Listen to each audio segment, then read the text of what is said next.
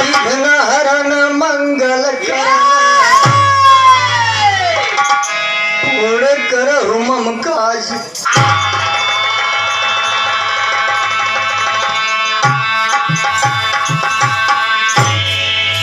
तो नमो काल कालम कृपालम गोपालम, नमो नंदलालम यशोदा के छैया।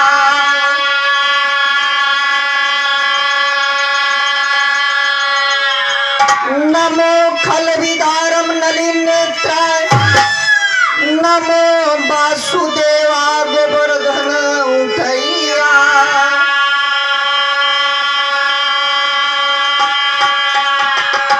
नमो गात्र दिव्यम गदा पाणि हस्तम, नमो ग्वाल बालम दधी के खवैया।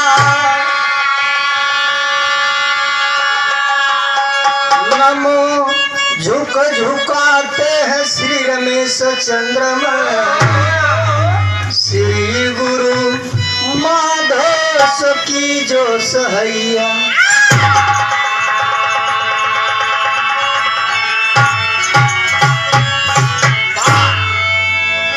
अपने परम पूज्य गुरुदेव स्वर्गीय श्री माधवदास यादव के चरण वंदन करते हुए, बड़े भैया सबलाल पाल जी के चरण वंदन करते हुए, उपस्थित सभी श्रोता बंधुओं के चरण वंदन करते हुए 4 लाइन माई सरस्वती की वंदना प्रस्तुत हुआ। कहना है बाबू इलाहाबादी है।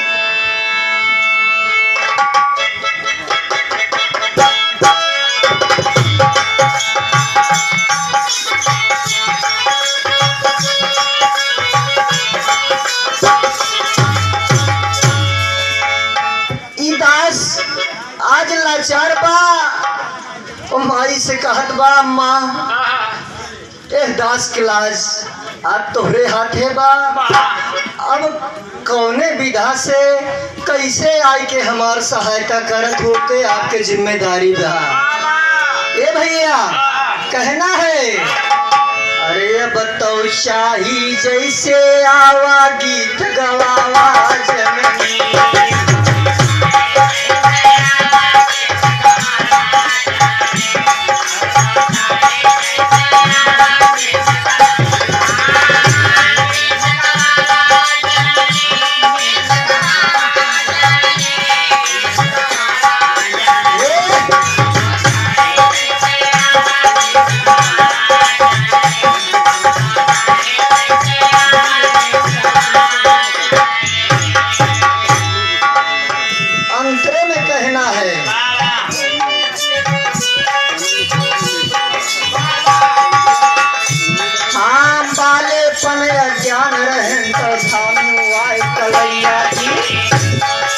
कलम थमाई दिहु हथवा में बनई दिहु लिखवैया जी। ज्ञानक दिया जलायु जननी हृदय के अनमैया जी। आवाय अब तो हे जगदम्बा निर्भीत होरी रहिया।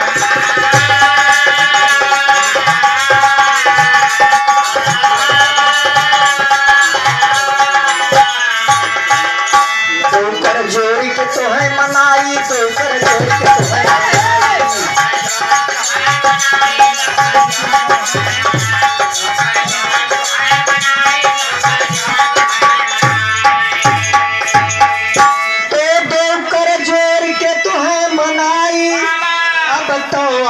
हमारी माई आई के लजिया मोर बचावा जल्दी आवा जननी।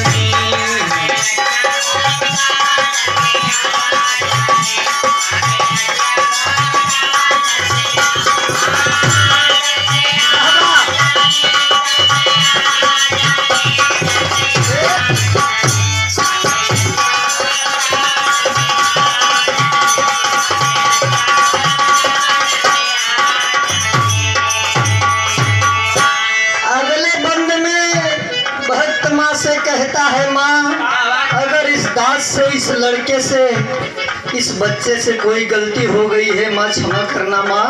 कहना बाबू।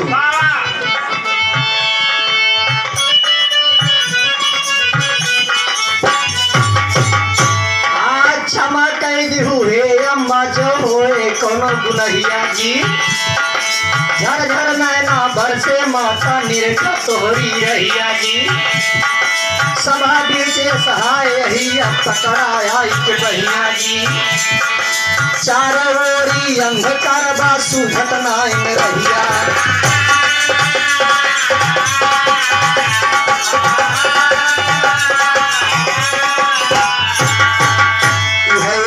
जी सुना हमारे है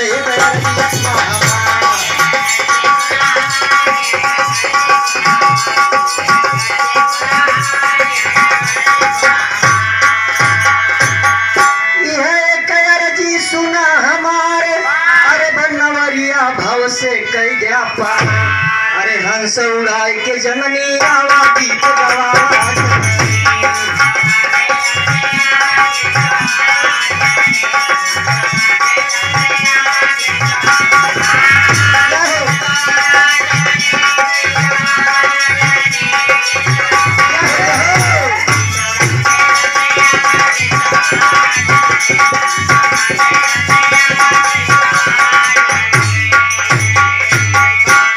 इसी वंदना के लाइन पर परम पूजनी माता जी की तरफ से 21 रुपए का महामाया सम्मान है। माँ की तरफ से आशीर्वाद मिल गया बाबूजी, हमारा जीवन कृतार्थ हो गया। माँ के चरण बंदन नमन आशीर्वाद की सदैव कामना रहेगी। अगले बंद में कहना है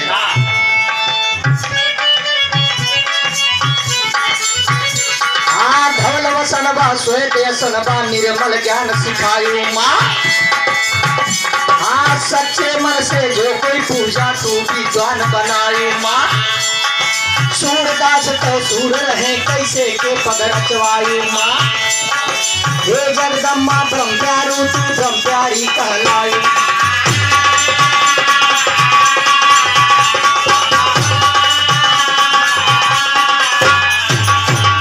सुर सर जम्बा तोहरे अधीन सुर सर जम्बा तोहरे अधीन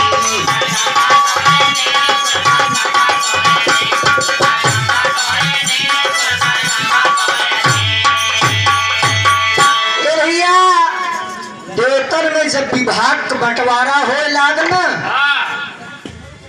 जे पहलवान लोग रहे उनके देख रेख रक्षा बड़े बजरंग बली चुना गया। जे बाबूजी धन संपदा के ज्यादा इच्छुक रहे उनके बड़े कुबेर लक्ष्मी को चुना गया।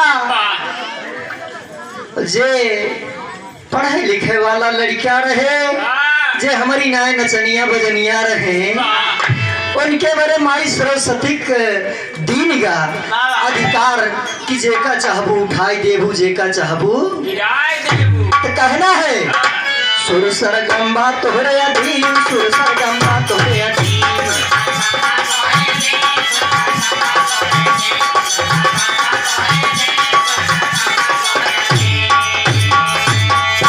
सुर सरगम्बा तोहरे अधीन अरे सुर सरगम्बा तोहरे अधीन हम तो वही दीन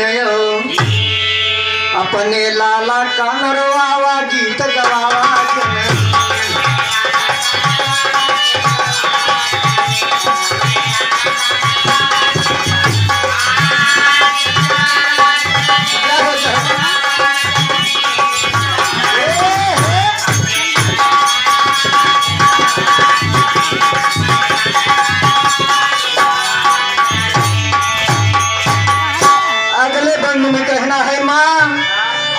नाम लेकर के कितने मूर्ख विद्वान हो गए माँ कहना है बाबू हाँ नारा लड़के राना कब्जी कविता लिखते सुंदर नारा लड़के राना कब्जी कविता लिखते सुंदर अरे मन में लागे नहीं सरगम दो सुर ताल बजावा जल्दी आवाज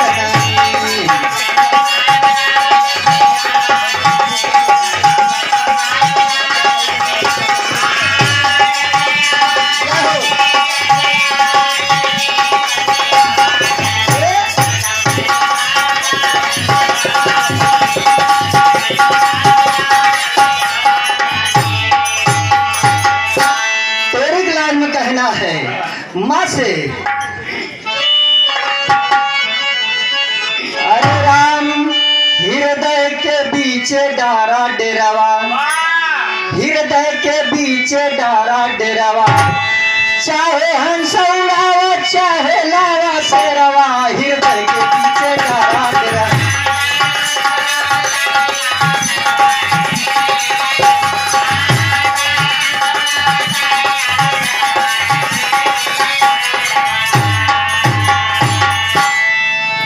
चल लाइन माई सरस्वती के बंधन हो गया बाबूजी। कार्यक्रम को आगे बढ़ाते हुए एक चार लाइन, आज जन्माष्टमी है बाबूजी, तो एक चार लाइन भगवान कन्हैया के जीवन चरित्र पर कजली के भाव में, कजली का समय भी है बाबूजी, तो मौसमी चीज होना पहले आवश्यक है। चार लाइन एक कजली के भाव में आप सब सुनेंगे। कहना है,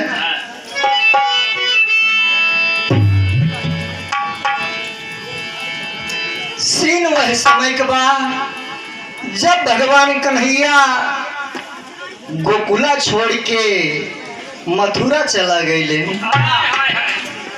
एक वर्ष बाद जब अपना नहीं आए, अपने सारथी उद्धव के भेजे गोकुला में, तो देखा यहाँ के दशा बड़ी खराब बा, और सब रोई रोई उद्धव से भगवान कन्हैया का हकीकत हाल पूछता है। हरे रामा,